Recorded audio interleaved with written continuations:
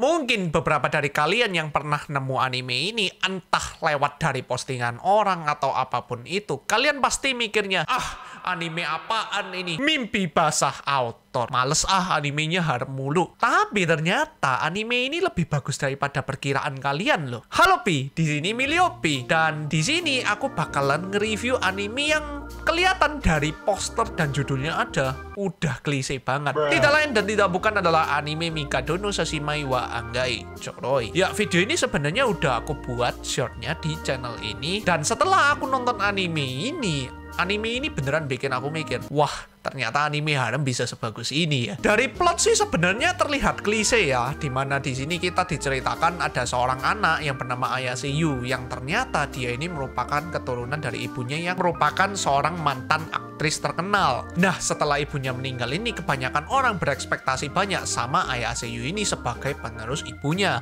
Nah, namun plot twistnya di sini Ayase Yu merupakan anak yang tidak berbakat ataupun bertalenta. Bahkan kalau disandingkan dengan tiga Mikado no bersaudara di Akademi Saika sendiri yang bernama Nico, Kazuki, dan Miwa, Yu ini bukanlah tandingan mereka bertiga ini. Ayase Yu otomatis diadopsi oleh kerabat ibunya sendiri yang ternyata merupakan orang tua dari tiga Mikado no bersaudara ini. Dan dari sanalah Ayase Yu ini harus membantu Mikado no bersaudara demi menggapai tujuan mereka masing-masing sambil berbaur dengan mereka dan menyatukan mereka layaknya seorang keluarga.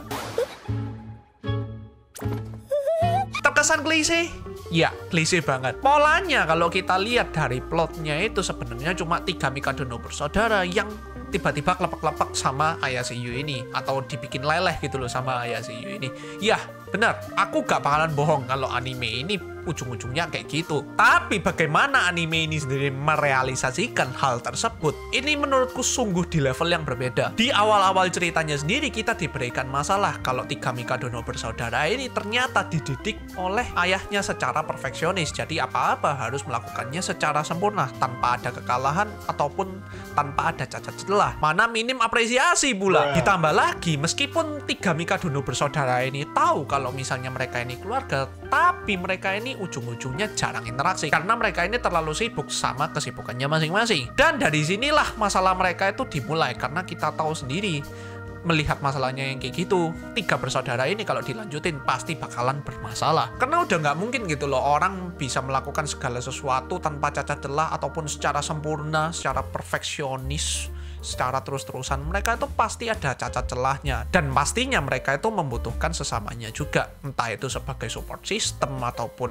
ngasih tips ataupun jadi coach gitu. Ya pokoknya banyak hal lah. Dari momen ini bisa memberikan rasa antusias kita dari development tiga Mikado no bersaudara ini menjadi orang yang lebih manusiawi, dimana mereka ini sadar mereka itu butuh istirahat, gak bisa menjadi orang yang sempurna, bahkan mereka bukan nabi atau Tuhan dan pastinya mereka juga butuh sesamanya karena mereka juga butuh interaksi juga dan mereka juga butuh rasa nyaman sebagai layaknya sebuah keluarga. Dan dari sinilah Ayase Yu ini bisa menjadi jawaban bagi tiga Mikado no bersaudara ini. Ayase Yu ini seakan-akan tahu kebutuhan tiga Mikado no bersaudara ini, yaitu menjadi keluarga yang sebenarnya. Terlepas dari motif Ayase Yu ini bertujuan untuk membangun keluarga bahagia sebagai titipan pesan dari almarhum ibunya sendiri. Terlepas dari Ayase Yu ini yang selalu dijutekin sama tiga Mikado no bersaudara ini, Ayase Yu ini tetap bersikukuh berusaha untuk menyatukan tiga Mikado no bersaudara ini yang secara otomatis juga menjadi tujuan utama bagi Ayase Yu sendiri, yaitu membentuk keluarga yang bahagia. Karena Ayase Yu ini sendiri tahu kalau misalnya tiga Mikado no bersaudara ini bisa bersatu, mereka ini pasti bisa menjadi orang yang saling curhat, terus bisa ngasih tips sana sini,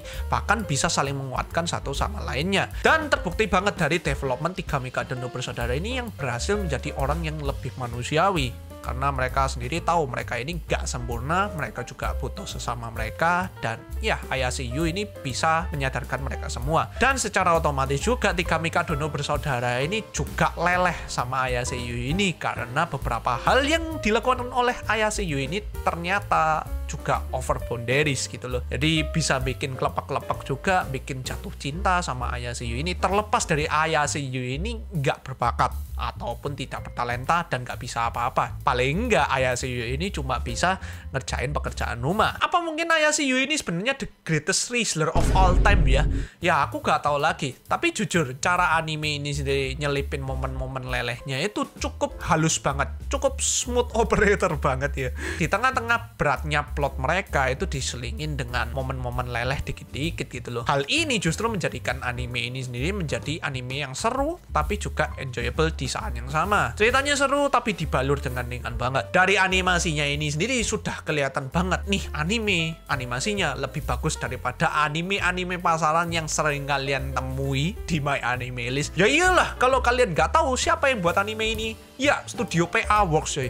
PA Works ini kalau kalian nggak tahu, ini sudah ngerjain anime-anime legend yang udah kalian tonton zaman bahula dan pastinya cuma sepuh-sepuh yang tahu, yaitu Angel Beats, Charlotte, Another, dan masih banyak lagi. Kalau kita lihat dari visualnya sendiri ini cukup mewah banget ya, dan untuk animasinya sendiri stabil banget, dan untuk beberapa directing scene juga bagus banget, ngambil momen sinematiknya, beberapa efek penegasannya itu beneran berasa kayak bukan anime harem pasaran banget. Terlepas dari temanya ini memang anime harem gitu loh, tapi bagaimana studio ini mengeksekusi animasinya itu beneran gak kayak anime harem, beneran berasa kayak anime romance slice of life dengan visual dan animasi yang cukup bagus. Ya apa mungkin juga anime harem ini terlalu mengedepankan sisi fanservice-nya ya daripada anime secara keseluruhan ya. Toh kalau kalian lihat dari animasi openingnya sendiri ini beneran bagus banget, gak kayak anime harem pasaran yang biasa kalian temui. Dan untuk ending songnya ini diisi oleh 3 seiyunya sendiri, yaitu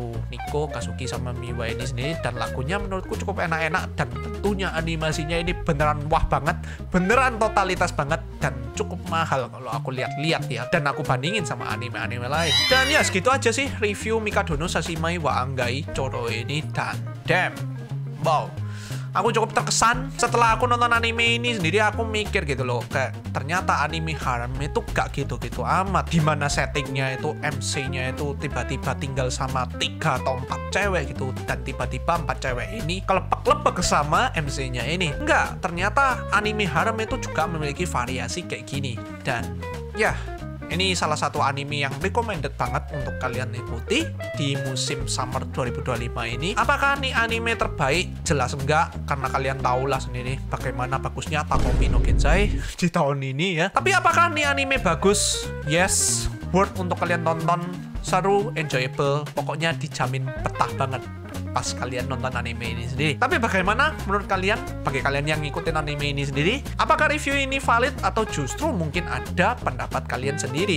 Silahkan coret-coret di kolom komentar, dan jangan lupa subscribe ke channel Mills Production jika kalian suka dengan konten review anime dan konten pembahasan Jepangan. Segitu aja dari Mills Production, see you in next video and stay healthy, bye. Semoga endingnya harem, semoga endingnya harem, semoga endingnya harem. Amin.